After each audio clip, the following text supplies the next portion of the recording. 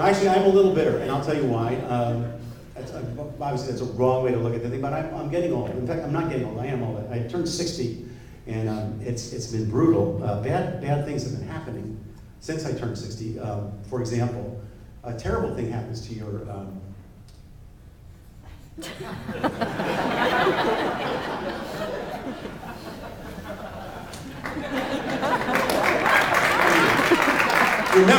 Memory, when you turn 60, there's a lobe in your brain that remembers the names of things. And that's the technical name, the noun lobe. When you turn 60, that thing shrivels up like a raisin in the desert. Okay? You can remember other parts of speech, adverbs, articles, prepositions, but the nouns are gone. And it turns out for a lot of sentences, you need nouns. So you'll be making some point, and you'll get to a name, and you go, and even that hurts because you have arthritis. You know, the guy in place with the things. And it starts a game of charades. And 20 minutes later, you figure out that you mean Hitler.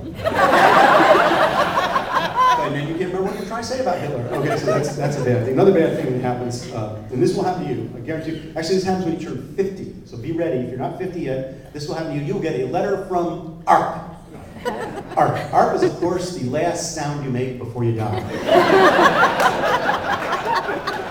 ARP! Very Dr. Ace is ARPing over here. But it's also an acronym standing for the American Association of Retired People standing in line ahead of you asking for a discount on every freaking thing. And I have nothing against ARP. It's a wonderful organization, but I have a problem with my being asked to join it because I'm a baby boomer.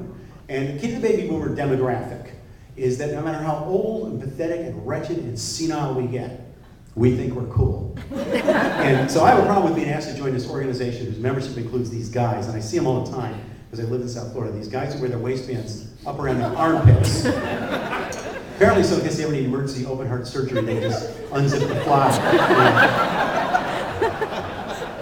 Right there on the runway.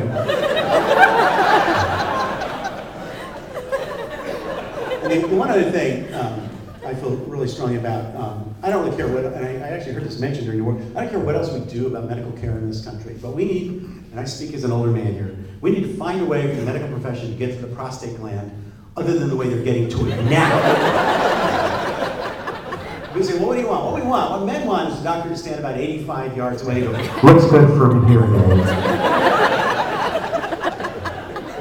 Although I admit women have it worse. Women have much worse in terms of invasive medical procedures. I've seen childbirth a couple of times. You would never get me to do that.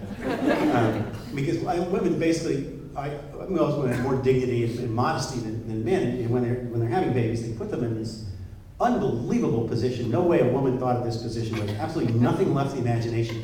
Then they bring in people from all over the hospital to take a gander, you know?